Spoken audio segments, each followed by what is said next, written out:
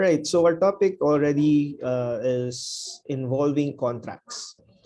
If you would realize there are several aspects of your civil life that you will be involved in. So for instance, in a contract of sale, contract of marriage, contract of rent, and all the engagement into your employment, and even right now, when you're enrolling into college, there are particular contracts that you are binding yourself into. So it is very important for you to realize that in all the aspects concerning you, how do I bind myself, and how do my rights are being affected by the provisions under every contract that you're entering into. But of course, you have to set into what we would consider as a map or a guide for everybody. We would learn the essential requisites and then the kinds of contracts, the forms of contracts involved, including the defective contracts and effects of contracts. When we're basically dealing with defective contracts, all you need to understand is what are those elements missing out that may, or those elements that are in particular would be considered as something that needs to be revised by reason that they would be what we would consider as affecting the effectivity or the existence of a contract. So if you would know already your essential requisites and how they pertain to the existence of a valid contract, then you would better understand why and in what way they will be considered as defective contracts. So to proceed, a contract is defined as the meeting of the minds between two or more persons whereby one binds himself with respect to the other, or both parties bind themselves reciprocally in favor of one or another to fulfill a prestation, which is, of course, as you learn in obligations and contract, would pertain to give, to do, or not to do. Okay. Now, what's the difference between an obligation and a contract? In an obligation, you then would know that you have at least four elements: the passive subject, the active subject, your prestation, and your juridical tie. While in contract, you have only three. You have your cause, your object, and your consent. Now, part of this is a definition would entail that the contract is one of the sources of the obligation, of an obligation, while an obligation is the legal tie or the relation that exists herein after a contract. Now, there can be no contract if there is no obligation to speak for. But an obligation may exist even without a contract, by the same reason that there are other sources of obligations that may arise from law, may even arise from delicts or quasi-delicts, or even quasi-contracts. Now, the essential requisites of a contract are first to be understood is what are its characteristics. Before we're gonna deal with the essential requisites, we deal with the characteristics. We learn the relativity of contracts, that only parties who are within the contract will be able to bind the said contract or agreement. While obligatoriness under 1315 would talk about the very nature of a contract which should bind the parties, when in all actuality they have to have its own force. As you defined, contracts are the laws of the parties. And in doing so, it necessarily dictates that it has to have the same law, the same effect as what the law would prescribe or require into. Mutuality would then refer to an instance wherein the agents or the parties therein are actually very much involved into the what we would consider as its holistic approach towards what? When we're talking about mutuality, we're speaking about it must bind not just one of the parties, but both. Okay? Both contracting parties must bind, and it should not be left out by the will of any one of the parties. Now, when we're speaking about autonomy, 1306 would speak an instance wherein the contracting parties may establish their own separate stipulations, their own particular terms, their convenient clauses that they feel that is necessary for them. And in so doing, they will be able to note that they will be able to freely provide.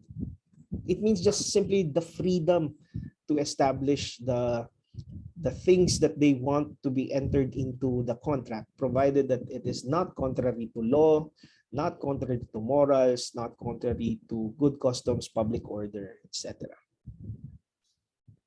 All right? Sige. Now, we then proceed into the main objectives. The objectives therein, they're set. And what are the essential elements? You have consent, object, cause of the contract. Consent, let's deal with consent first. When we're speaking of consent, you need to have legal capacity. You need to have a manifestation of your conformity, on how do you express your conformity. And of course, you need to have such conformity, which is the agreement or your ascension, or what you're basically consenting in self to the object, to the cost, to the terms of the conditions. So it has to be made intelligently. Later on, we will discuss what makes a consent valid. And it has to conform, the conformity must be real in essence.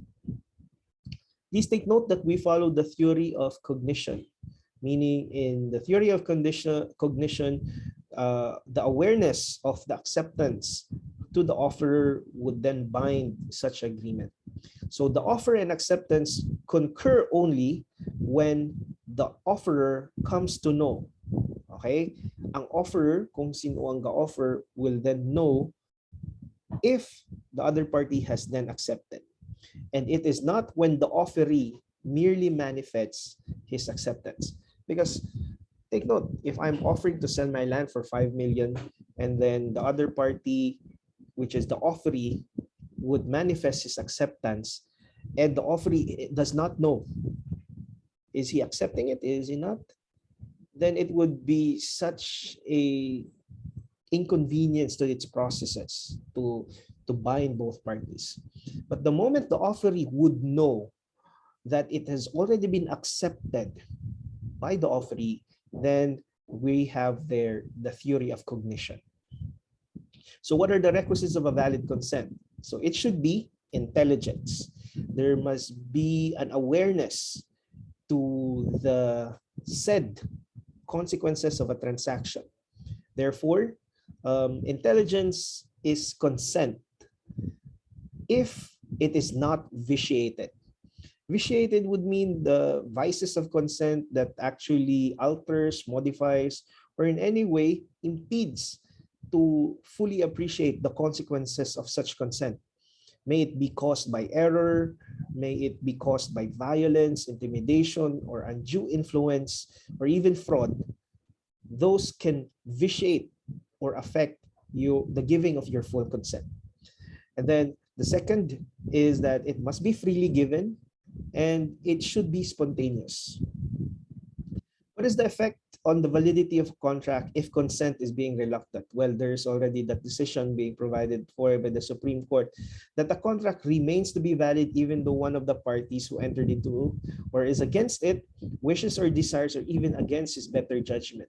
Simply because, well, you may not fully realize your hope or your advantage to that, yet you have made your acknowledgement to what? The validity of accepting its consequences. Now, there are two kinds of simulation that you need to understand. We have absolute and we have relative simulation. When you're speaking of absolute simulation, the contract is void from the very beginning because the contracting parties do not intend to be bound by such terms or to the contract itself. Then it could also be considered as a relative simulation wherein something within the transaction is actually hidden, to which the true intentions of the parties are being concealed.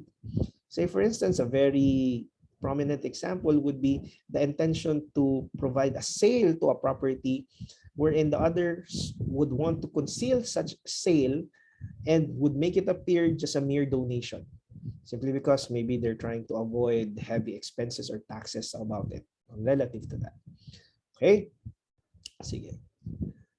Now, what are contracts of adhesion? Contract of adhesions, one party has already prepared the form of the contract. It's already set. The terms, clauses, the conditions are already provided. It only takes the other party to sign and agree into it. So there is no more what we would call freedom or the mutuality to provide for the terms. Is it valid? Yes, this is valid. As we would say, a characteristic of a contract is to its mutuality, meaning it should not be left to just only one party to provide, therefore, the terms and conditions of the contract. However, it will still be valid by reason that the other party has agreed to adopt all the terms that is being proposed. Therefore, we conclude that it is going to be a valid contract to proceed. What are the requisites of a valid offer? It must be certain and it must be made either oral or in writing, unless the law prescribes a particular form for the offer to be made. Now, what are elements of a valid offer and acceptance? Well, the offer and acceptance must be definite, meaning it's unequivocal. There should be no room for doubt there. It must be made with the intention that the parties would want to bind themselves to the offer and to the acceptance.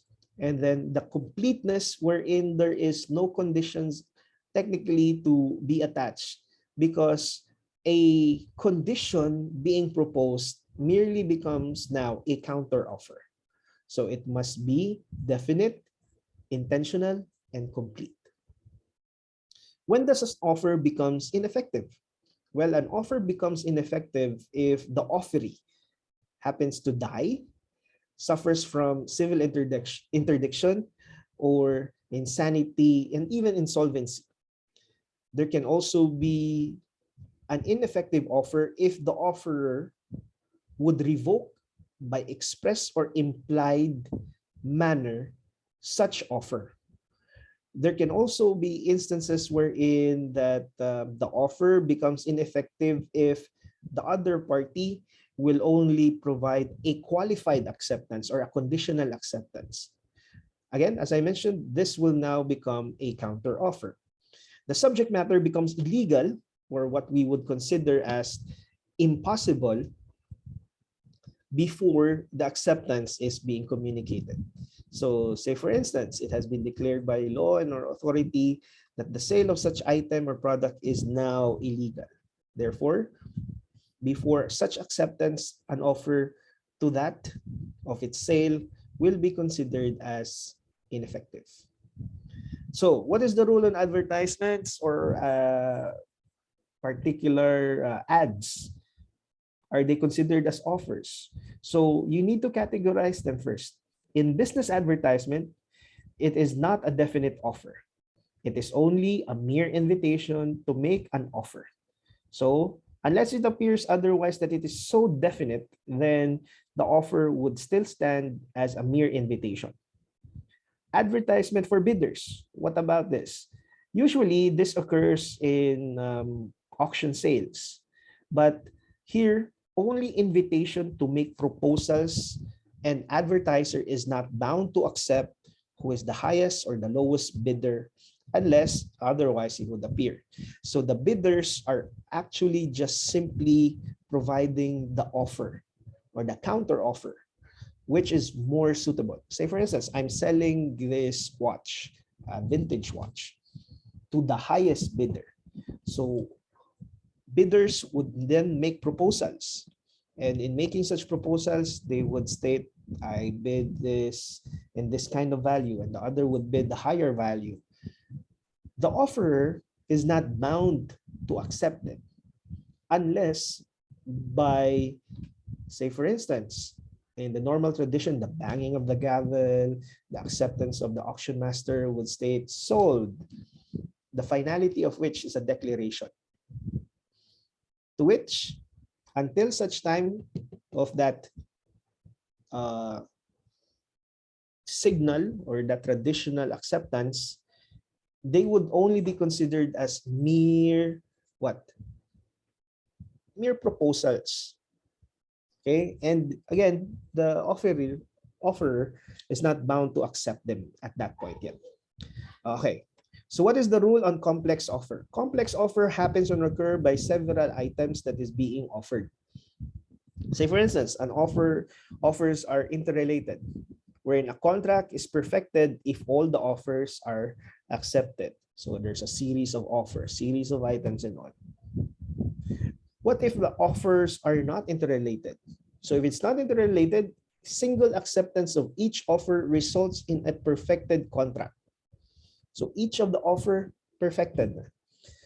Unless here, the offerer has made it clear that one is dependent upon the other and acceptance of both is necessary. Acceptance of both will be then necessary. What are the effects of an option? An option naman niya in an instance would be a period wherein an offerer would usually allow other parties to provide an acceptance. However, before they can make an acceptance, they need a certain period to make the decision of accepting. That is why they would claim, before you sell it to anybody else, give me at least 2 days or a certain period that I will finalize my acceptance to your offer. And in so doing, you have to bind yourself not to offer it to other person. But in order for it to be effective, there must be a cost or consideration distinct from the purchase price in order to bind the offerer not to withdraw the offer. Okay? So dapat may bayaran ka para i-lock in mo ang imong offer. So part of the discussion is an option may be withdrawn anytime before acceptance is communicated. But again, when there is a support of a consideration other than the purchase price, which is called the option money, then it will technically be very important for the other party to maintain such offer until the expiry of the period being allotted for it. All right. Here, sorry. What are the requisites of a valid acceptance? There must be an absolute, meaning there is no condition or it's not qualified, because again, if it's a qualified or conditioned acceptance, it will result into a counter offer. Now, no specified form, but when the offer particularly provides a specified form, then it must be made through such manner. So for instance, through text message or through a call that they intend to accept. Therefore, it's very evident that such form should be complied with. So offer or acceptance or both expressed in electronic form, they are all valid. Of course, kisagi na mga online transactions na ta, di ba? So what is a period for acceptance? What is the period for acceptance? You take note if there is a stated fixed period in the offer. So coming from the offer, does it state there that I'm only giving you until 30 days, within 30 days? So it must be made within such period given by the offerer. So as to the withdrawal naman niya of the offer, the general rule is it can be made at any time before acceptance is made. So you can take away your offer at any time so long as the other party has not communicated or you have not yet it was not yet made known to you that the other party has accepted it. Again, this is the theory of cognition. The exception is that the option is founded upon, again, by a consideration distinct, and he paid for that, or he promised to have, say for instance, a partial payment of the purchase price as proof that there is already perfection of the contract. If there is no stated or fixed period on when the acceptance is to be made, the offer is to be made immediately if the acceptance is made immediately if the offer was made at the present moment. So I'm offering my car, selling to you by 5 million, and then you said yes immediately. Then you have a perfected contract there. Offer is made to a person who is absent. So acceptance may be made in such manner under normal circumstances wherein an answer can be received from him, either by correspondence of a letter, text, call, or email or electronic form. Okay? Note, acceptance may be revoked before it comes to the knowledge of the offer. Again, this is the theory of cognition, that so long as it will come to the knowledge of the offerer that acceptance is made, that is the point in time that it binds the parties. Let's now go to object. So what are the requisites of a valid object? It needs to be determinate as to its kind. So even if it's not determinate, provided it is possible to determine the same without need of a new contract. So a generic object may also be considered. Second, it must be existing or has the potential to exist subsequent to the contract. Even crops, items that needs to be harvested in the future, these are all items with potentiality to exist. It must be lawful, means it is not prohibited by law. It must be within the commerce of man, or ideally within its nature, and it must be transmissible. Now, the most evident and fundamental requisite in order that a thing, right, or service may be an object of a contract is that it should be existing at the moment the contract is being celebrated, or at least it can exist subsequently in the future. So what are the things which can be the object of a contract? General rule, all things and even services can be the object of the contract, even rights actually. So exceptions, things outside the commerce of man, things that are not usually within the trade, usually among them, not within the commerce of man, are celestial bodies, the comet, the stars, the sun. They cannot be. Intransmissible rights, rights that are purely personal, right to hold public office. Future inheritance, except in cases expressly authorized by law. Services which are contrary to law, morals, good customs, public order, or public policy. Impossible things or services, very self-explanatory. Objects which are not possible of determination as of their kind. So it violates the fundamental requirement that it has to be a determinate or at least determinable thing. Let's go to cause. What are the requisites of a cause? It must exist. The cause must be true.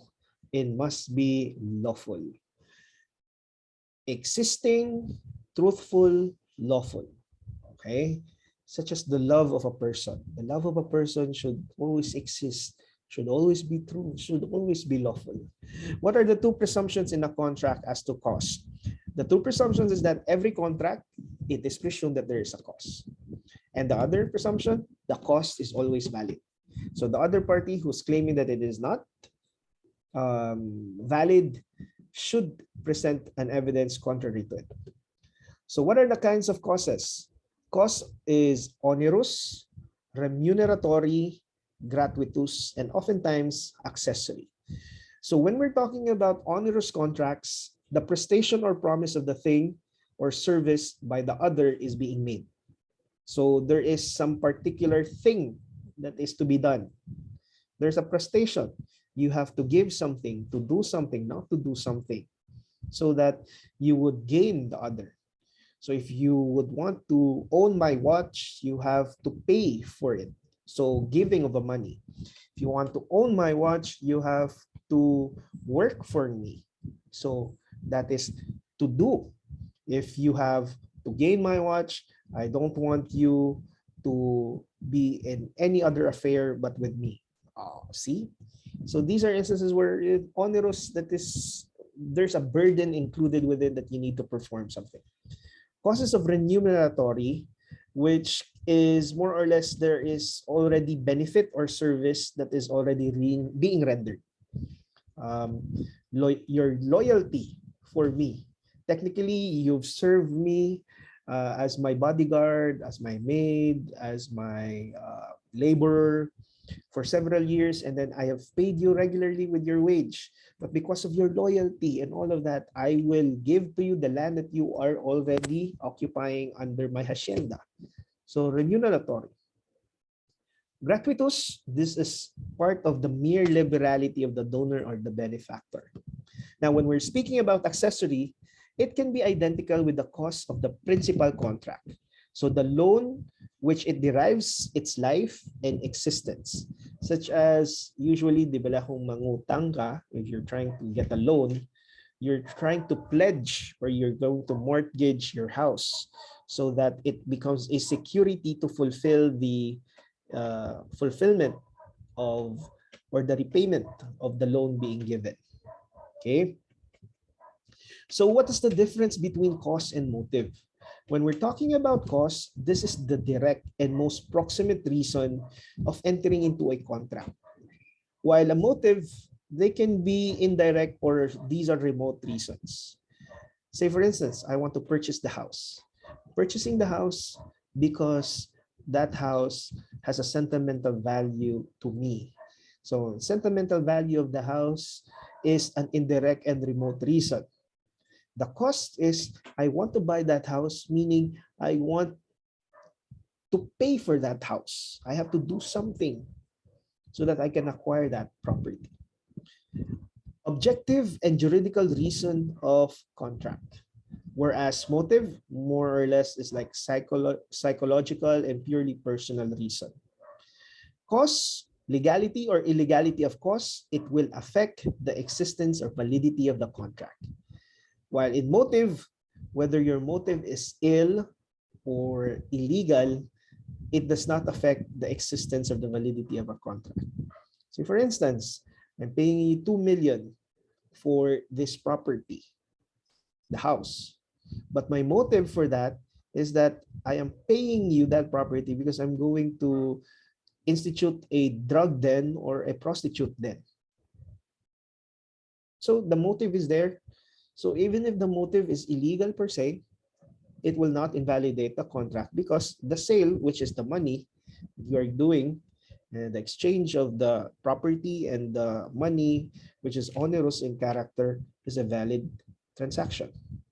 The cost is always the same for each of the contracting party, while motive will always differ depending on each of the contracting parties involved. Okay. What is the effect of the error of cause on contracts? So the absence of cause, or there's a want of cause, or the total lack or absence of cause, what is its effect? It confers no rights and produces no legal effect.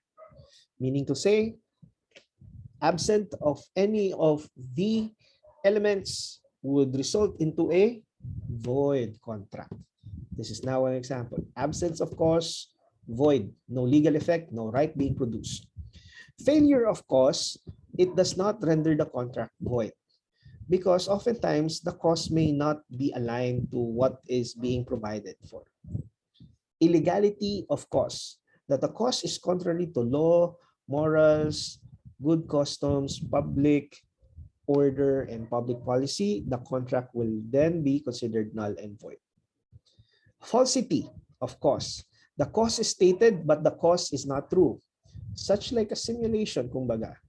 Then it can be that this is a void contract unless the parties show that there is another cause which can be true and lawful. So there can be several causes in a particular transaction.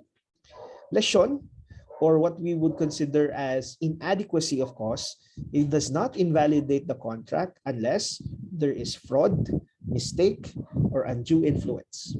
When the parties intended a donation or some other form of contract, or in cases specified by law. Like there is what we call lesion if the ward suffers damage for more than 25% of the value of property.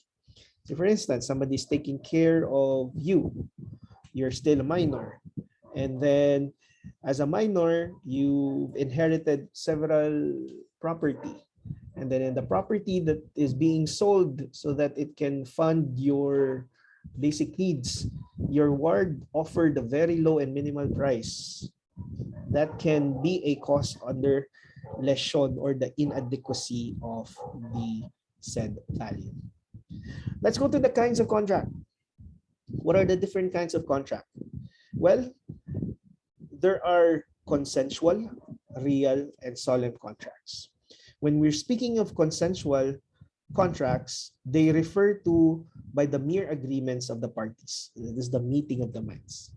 When we refer to real contracts, they require certain delivery for perfection.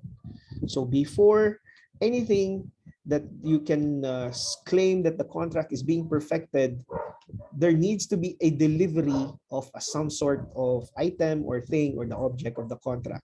So the creation of real rights over immovable property must be a written contract, which is required under the law. Creation of real rights over immovable property must be in written form. What are solemn contracts? Contracts which has to appear in writing. All right. Here are solemn contracts which must appear in writing. They are those donations of real estate or movables if the value exceeds 5,000. So, kung mag-enter ka sa contract na ginadonate mo ang isa ka real property or real estate, it has to be in writing. Kung mag-donate ka sa property na movable, that it has to be in exceeding value of 5,000, it must at least be in writing. Okay? It's a requirement. It also requires to be in writing if you are trying to transfer large cattle. It must also be in writing if you are to stipulate that sang nangutang ka, dapat mabayad ka sang interest. If you are not paying the interest, if you have not written the interest, then it would deem that it has not been agreed upon. So interest, payment of interest must be in writing. Sale of land through an agent. So if you're allowing someone to do your bidding or to do your transaction for the sale of your land through an agent, the authorization for it must be in writing. Okay? Partnership to which immovables are contributed. So if you partnered in a law firm or any office and you donated properties which are land in value, you need to put it in writing also. Stipulation limiting your carrier's liability to less than extraordinary. This would then mean that there's a requirement under the law to have it all in writing. Contracts with antichrisis and sale of what vessels require it to be in writing. Okay. All right. So what is the principle of relativity of contracts? As I was mentioning, relativity of contracts will provide that the contracting parties who are there will only bind the proximities of the party. So a contract is binding only between the parties who are there or who are affected therein, but it may extend to the heirs, successors in interest, the ones that they're going to assign as their parties, provided that the contract involves transmissible rights by their nature or by stipulation or by the provision of the law. Okay, exceptions of the principle of relativity of contracts. There is a provision such as a stipulation, PO 3. It is a stipulation wherein you are favoring a third person. It benefits deliberately and transferring rights in favor of a third person who is not even a party to the contract, meaning there's a third person. It requires 4 elements. There must be the stipulation must be part and not the whole of the contract. The contracting parties must have clearly and deliberately conferred a favor to a third person, and that the third person must have communicated his acceptance therein. And of course, neither of the contracting parties bears the legal representation of the third party. So what is an example of this? Say for instance, I entered into a contract of insurance. I entered into a contract of insurance with you. The moment I pass away, I would designate someone who would then acquire all my assets and all the proceeds of the life insurance to this particular person. Note that in the principle of relativity, that person is not even part of the original terms of or signing to the contract. However, because I have assigned such person an individual and in favor of such third person, we are going to provide the rights and all the benefits conferred therein. Then we particularly understand that this is an example that the third person can validly attain the benefits of the terms of the contract. Right. Another, when a third person induces a party to violate a contract, meaning there's another person trying to sabotage your contract. Here, there is an existence of a valid contract. The third person has knowledge to such validity or existing of a contract. And then the third person interferes without justification. Okay. Third persons come into possession of the object of a contract, creating real rights and contracts entered into in fraud of creditors. So usually the last example is contracts entered into in fraud of creditors, meaning I have creditors, I have people naging pangutangan ko. And then these individuals have valid interest over the assets that I have. But in order to evade my liability to them, I sold the property to Pedro. And note that only under the principle of relativity, only the parties therein are supposed to be bound by it. However, because it affects third persons, such as the creditors, they have a vested interest over the said rights or properties that I possess, being the debtor of these creditors. Okay, so third persons coming into possession of the object of the contract, they are creating real rights. Say for instance, the item is one wherein the land is being rented out to somebody, and then in this land, Pedro is the lessee or siyang occupy and leasing the property. But I negotiated my land to be sold to Juan, and Juan happens to be the buyer of it. One must respect the earlier terms of the lease agreement, but enjoys the civil fruits of the rent. Nga makadto sa iya. Okay? So that's the objective of that. Let's skip this. What is the obligatory force of contract? The parties are bound not only by what has been expressly provided for in the contract, but also the natural consequences that flow out of such agreement. Skip that. What is the principle of mutuality of contracts? Again, I mentioned, contracts must be binding to both of the parties. Its validity and effectivity can never be left to just one of the wills of the party. Principle of autonomy. There is the freedom of the parties to contract, include, exclude, provide stipulations, provide what is their terms, their conditions, so long as these are not contrary to law, contrary to morals, good customs, public order, or public policy. So we discuss consensual contracts. What are consensual contracts? They are contracts perfected by mere consent. Mere consent, kung okay lang yun siya, okay na. So this is the general rule. Contracts generally are perfected by agreement of the parties.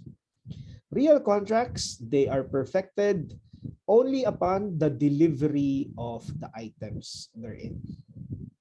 And formal contracts, which requires a special form to be perfected, such as it must be in writing. That's what I was discussed earlier, that it should be in a particular form. Ano to ganili what?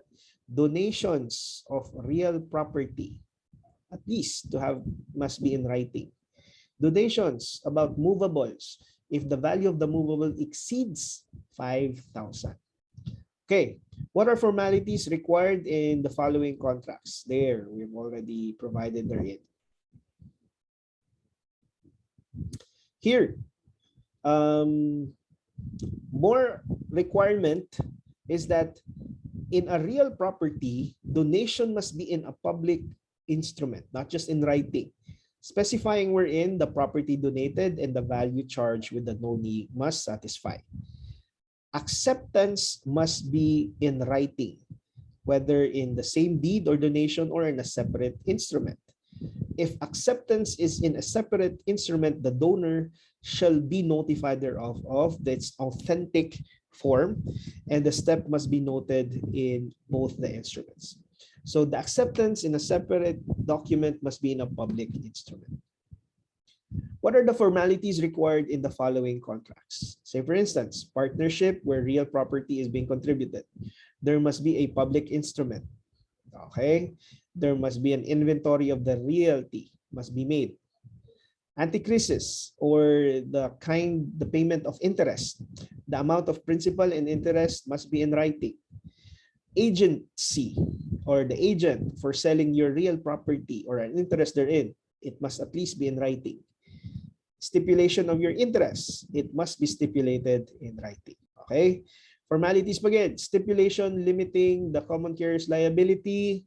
This is a reiteration, it must be in writing, supported by a consideration other than the service, reasonable, just, and not contrary to public policy. Chattel mortgage. Mortgage which involves personal property must be recorded in the chattel mortgage register. Let's go to the forms of contract. What are the rules on the form of contract? Again, contracts shall be obligatory in whatever form they may have been entered into, provided all the essential requisites for its validity are present. So a contract must be in a certain form when the law requires it to be in such form in order for them to be either valid or to be enforceable or for the convenience of the parties. So the parties may compel each other to reduce their verbal agreement into writing. Note, general rule, form is not required in consensual contracts. Form is not required in consensual contracts.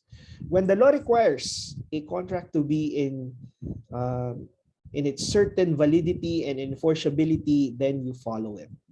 So under the statute of frauds, it just simply means that in order for other parties not to be defrauded, there must be an evidence of it in writing so that it can be formally enforced. While in formal contracts, their validity must be provided therein if the law requires it to. So what are contracts must appear in public document? Here are some of the examples. It's written in the provisions. Donation of real properties. I already mentioned that. Partnership where immovable are being donated. Acts or contracts which for their object, the creation, transmission, modification, extinguishment of real rights over immovable properties, including sales of real property and interest therein, has to be in a public instrument. What do you mean public instrument, gani? It has to be fully notarized by a notary public. All right. Cession, repudiation, or renunciation of hereditary rights or of those of conjugal partnership of gains, requires notarization. Power to administer property and or other power which has for its object appearing, which should appear in a public document should prejudice a third person. And cession of actions of rights proceedings from act appearing into a public document. What are contracts that must be registered? Chattel mortgages, sale of large cattle, they need to be registered. Let's speak about reformation. What is reformation? Reformation of instruments. It is actually a remedy to conform to the real intention of the parties due to what? There is a mistake, there is fraud, there's inequitable conduct or accident. So reformation is based on justice and equity, meaning this has to be made wherein the real intention of the parties are to be reflected into that written document. What are the requisites for reformation of instruments? The meeting of the minds of the parties in the contract. So there has to be a valid contract existing. True intention is not expressed in the instrument.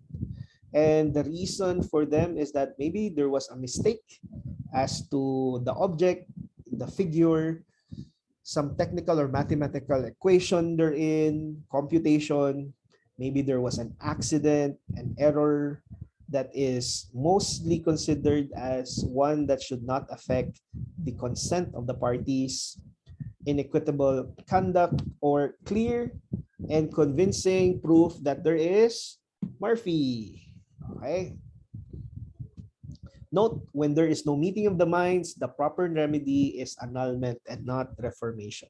That's why there's a prerequisite a reformation that there has to be a valid contract first in order for you to proceed into it. In what cases is reformation of instruments not being allowed? Say, for instance, simple unconditional donations inter vivos. Inter vivos, while the person is living, he is still going to donate unconditionally. So, reformation is not allowed. Wills, hindi mo na ma-reform because in instances of wills, it's a donation mortis causa or after the death. So, no party, the other party will not be able to re-sign the document and all. When the agreement is void, again, by instances that the critical example or critical requirement therein is that it has to be a valid contract first. And then when the action to enforce the instrument is filed or the other is already stopped from fulfilling it. What is the prescriptive period in the reformation of instrument? 10 years from the date of the execution of the instrument. You only have 10 years to reform it. It has already prescribed. So who may ask for the reformation of an instrument? It may be ordered at the instance of the following. If mistake is mutual, either of the parties may ask. For who? The successors in interest. Others upon petition of the injured party or his or her heirs that are being assigned. Note, when one of the parties has brought an action to enforce the instrument, there is no subsequent reformation that can be asked. Because there's already one party, you can only select one. So if one of the parties brought an action to enforce the instrument, I mean, let's follow what is written here. No, let's try to reform it. Put the real intentions. You can no longer do that because you can have already selected to honor the terms of the contract rather than changing it so that the true intentions will be reflective.